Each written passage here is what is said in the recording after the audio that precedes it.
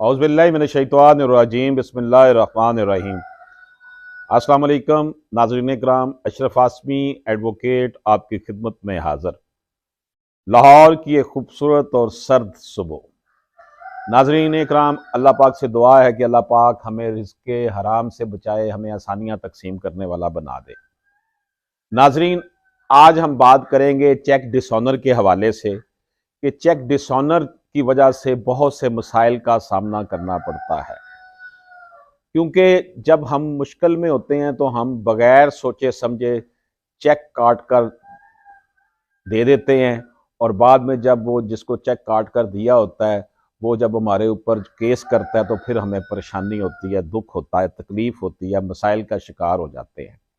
बल्कि मैंने यहाँ पर यह भी देखा है कि जो लोग किस्तों पर चीज़ें लेते हैं, किस्तों पर चीज़ें जब मिलती हैं, एक तो किस्तों पे चीज़ें बेचने वाले बहुत ज़्यादा जो है वो प्रॉफिट इंटरेस्ट चार्ज करते हैं उसके ऊपर, वो भी चेक ले लेते हैं और फिर उसको इस्तेमाल करते हैं।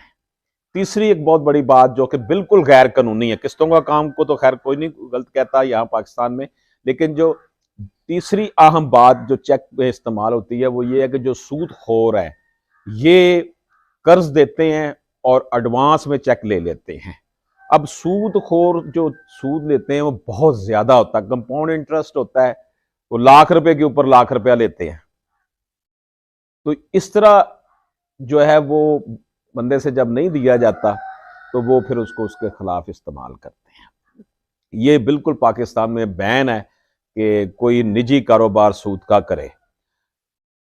अब बात यह है कि जब आपने चेक देना है तो आप उसके पीछे लिखें कि it is a guarantee cheque. क्या लिखना है आपने कि ये गारंटी चेक है।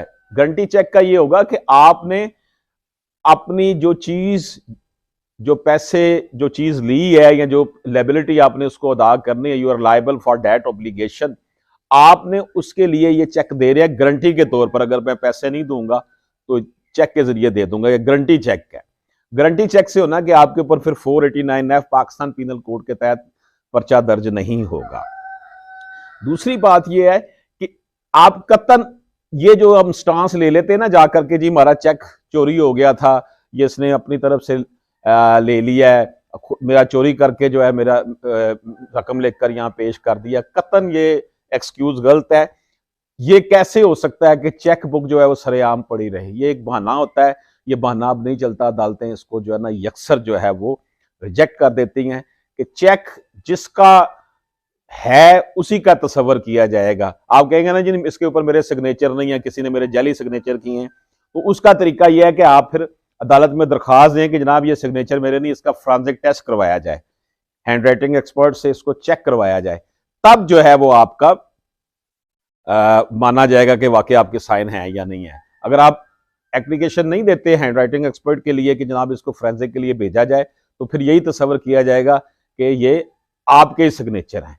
तो जब आपने चेक देना है सोच समझ कर चेक दें कि जनाब मैंने इसकी पेमेंट करनी है तो उतने अरसे तक मैं कर सकूंगा या नहीं कर सकूंगा, क्योंकि चेक जो है ना इसको मजाक ना बना लिया जाए। ये मजाक बन जाता है कि बस चेक दे दिया, बाद में देखी जाएगी, पैसे देने हुए दे देंगे, नहीं देने हुए ना देंगे।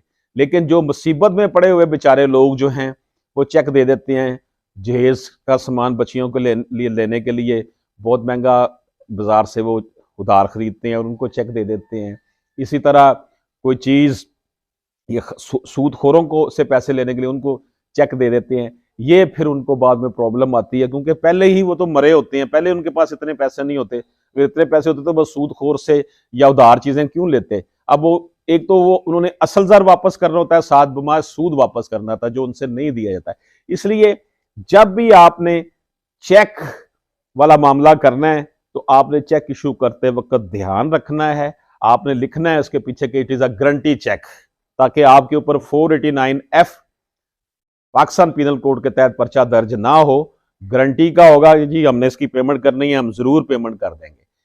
और आखिरी बात इस मुख्तसर सी वीडियो में आपको बताना चाहता हूं कि अगर आपने किसी के साथ लेन देन है, कारोबारी लेन देन है, चीजें आप ले रहे हैं और पैसे उसको देते जा रहे हैं और आपका फटा पड़ गया और आपने कोई गारंटी चेक उसको दिया हुआ है, वो कल को आपके खिलाफ अदालत में चला जाता है, जनाब ये इसने मेरे इतने पैसे देने हैं, तो आप उसके लिए सिविल कोर्ट में रिकॉन्सिलेशन स्टेटमेंट के लिए, रिडेंशन ऑफ अकाउंट के लिए जो आपका फमीद हिसाब का जो दावा है वो दायर करें। अदालत में दावा करें कि जनाब मेरा इसके साथ लेन देन था, मैंने इसको इतनी पेमेंट कर दी है, ये मुझसे इतनी मांग रहा है। आप इसको बुलाएं और कहें कि अदालत में अकाउंट सरेंडर करे, चेक करवाएं, जितने पैसे मेरे निकलते हैं या इसके निकलते हैं अदालत को बताएं।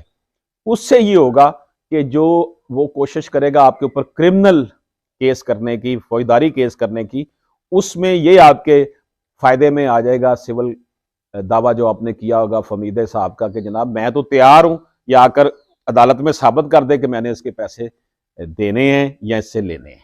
एक तो बात ये हो गई। आप चेक की जो है आप कोशिश करते रहते हैं जी चेक का पर्चा करवा दें और किसी से पैसे लेने या ले लें। वो सिर्फ उसको जो उसने चेक इशू करके पैसे नहीं दिए होते उसको उसकी सजा होनी है फौजदारी केस में, क्रिमिनल केस में। वो गिरफ्तार होता है, जेल जाता है। पैसे आपको तब मिलने हैं जब आपने ऑर्डर 37 का दावा सिविल कोर्ट में करेंगे, रिकवरी का दावा है, और इसका बड़ा स्पीडी ट्रायल होता है, 6 माह 7-8 माह में ये हो जाता है।